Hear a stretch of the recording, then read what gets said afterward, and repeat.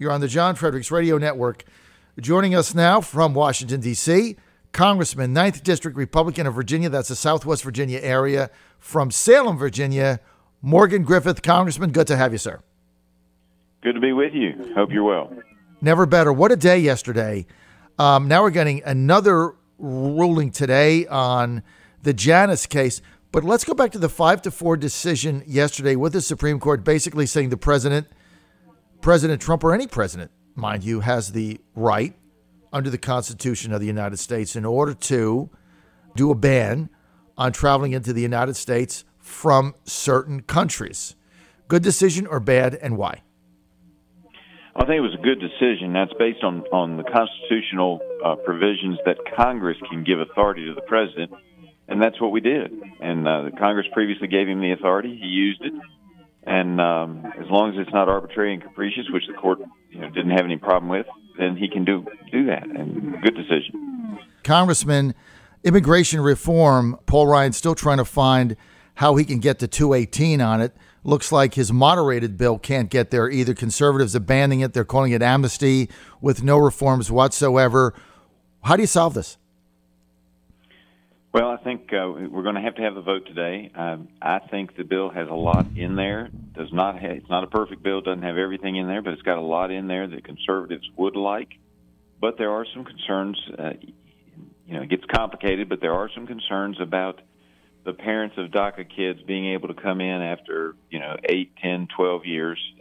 If they follow the rules, it would even be 25 years. But some people don't want them to come in ever because they broke the law. I get that.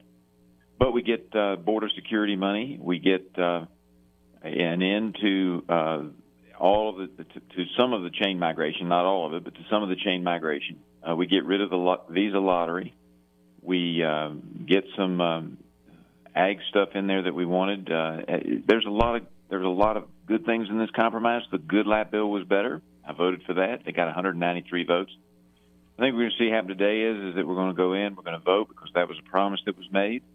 And then when that fails, we may try to go back and see if we can tweak Goodlatte just a little bit to bring on the 218. But it's tough, but we need to do something because otherwise this is going to be an issue that keeps going. And my concern is that if we don't get something before the end of the year, if we lose, not the majority, but lose seats down to, say, 15-seat majority, which would be enough to do most things, we will lose enough votes that they'll end up being just pure DACA, and we don't get border security money, and we don't get the things that we ought to have in that bill. Now, can it be a better bill? Yes, it can be. What is your majority now?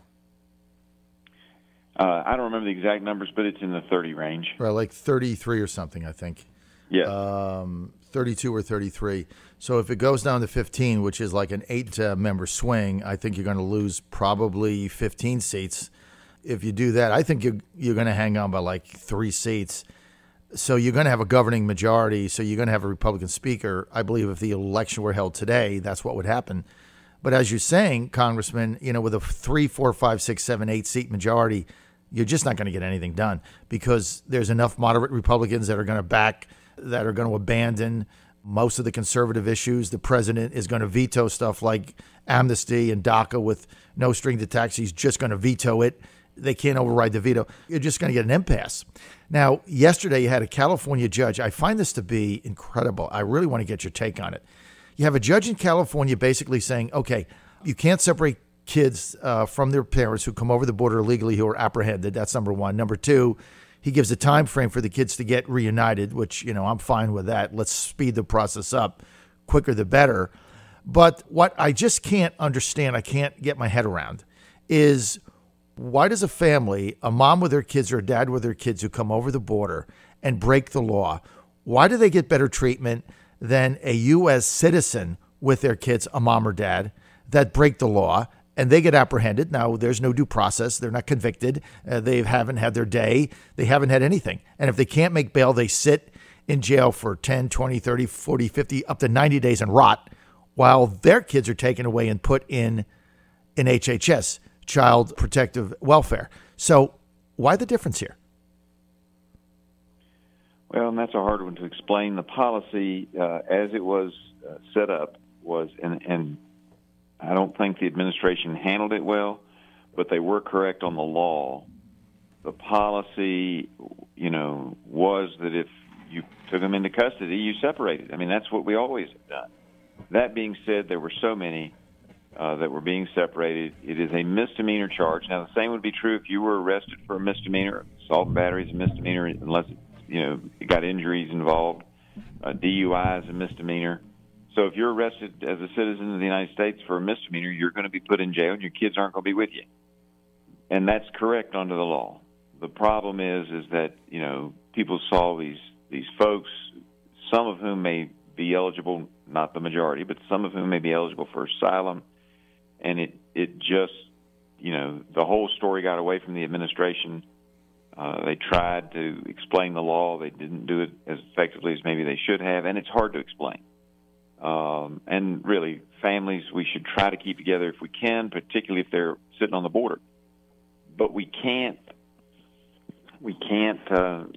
get away from the fact that we do treat American citizens differently, because if you were arrested for an assault and battery and you couldn't make bond while you were awaiting trial, you would sit there and be separated. And trying to think, there was a case recently where a young man stayed in jail, was ultimately found not guilty, but stayed in jail for a year pending trial, and of course he was separated from his family during that time period as well. But right, and if there was not, the law is correct, but the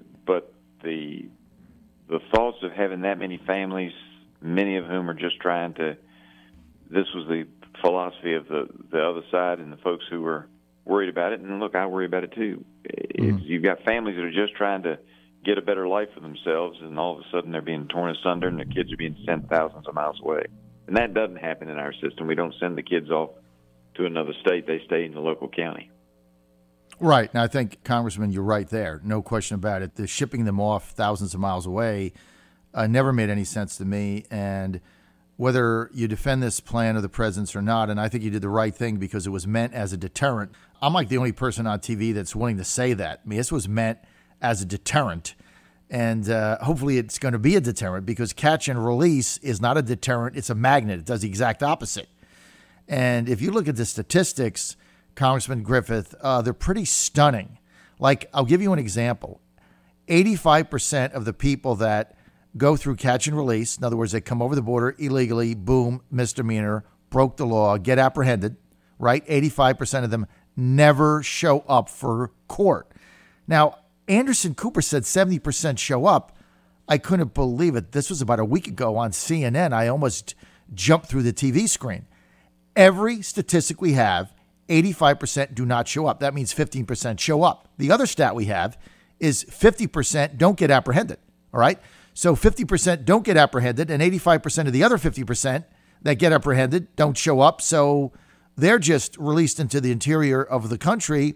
So basically 7% of the people who come in illegally through and are apprehended and catch and release, 7% even bother to show up for court. The others either don't get apprehended, they elude the authorities, or they don't show up and they disregard the piece of paper, which is meaningless because there's no consequences with it.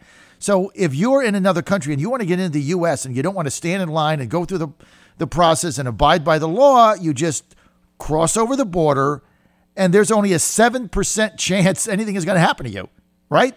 I mean, the other 93%, those are pretty good odds. So why bother to go through the line? Why bother to go to the port of entry and claim asylum? Come in, get apprehended. Okay, I screwed up. I couldn't elude authorities. I throw up my arms. I have 3 kids. I claim asylum, and I'll be sent on my way. Is that a deterrent to coming over the border legally? No. So that's the crux of the issue. Here's what we need to do, in my opinion, John. We need to make sure we have family centers available so we don't have kids being separated from their parents for long periods and over thousands of miles. We need to get more judges down there on the border. I disagree with the president on this one, so that we can make those requests, most of which are not valid, but those requests for asylum, make that decision quickly. If you're talking about a few days or a couple of weeks, it's not a problem. If you're talking about a year, which it currently is, it's a problem. But you're right, we don't want to do catch and release.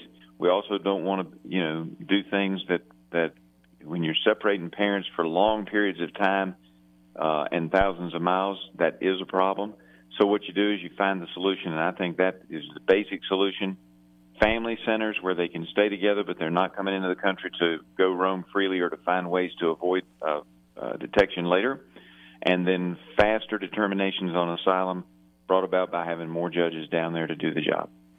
So my question is there legislation in the House being written or pending to relate exactly, Congressman, what you just said, which makes a heck of a lot of sense to me? Is there legislation being written for that, or are you leaving it up to the president and executive orders to carry that out? Which is it? No, we've got legislation that I liked a version that was floating around last week. It may get a couple of tweaks. The decision has been to wait until after the vote today and then move that legislation into the queue. But it's floating around out there. I haven't seen the last draft, but one of the early drafts last week looked really good to me and covers these issues. All right, so you believe that there is a legislative solution to this. So what happens to the family under your plan? The family would be detained. They would be together, right? But they would be in a family center, right? And then we would have to increase the number of judges at the border doing the asylum hearings, right? So that we can shorten that timeline down. And then if they're legitimate asylum seekers, which some of them are, right, about 15-20%. Those come in, and everybody else goes back to their home country. And how do you get them back? As a family unit. How do you repatriate them back? Under the current law, and the bill that I've looked at didn't fix this. Under the current law, we have to fly them back if they're a non-contiguous nation, if they're from a non-contiguous nation. So say that again. So if their asylum is denied, how do they get repatriated back to their country? We have to send them back. We have to send them back. If they're from Colombia or Guatemala, do we put them on an airplane? Do we just send them back there? That's correct. And there'll be money appropriate. That would be up to ICE to make the decision. That would be an administrative decision. And in fairness to the president, I really don't think he has the power to make these changes. I think it has to be Congress that makes these changes. And there's a bill similar, not identical, but a similar bill over on the Senate side, and it's Ted Cruz has got a version, right, and there's another version, but right, there's a couple of Senate versions too. So I'm hopeful we'll actually get something done. Congressman, you're always so informative. That's why when you don't come on, we do miss you being on, because you teach us so much and tell us what is going on in there. And I really appreciate how you elaborate and explain that. Thank you. I really appreciate it. And so does our listeners. Congressman Morgan Griffith, 9th District of Virginia, Republican. Congressman, it's always a pleasure to have you on. And the next thing, if we can ever get legislation that will eliminate the cash bond and get a bond based on the crime potentially and what the risk is to society, we're going to have a lot better of a country than we have now, because so many people are rotting in jail right now, Congressman, for misdemeanors simply because they don't have the money to make bail. And that is a real shame.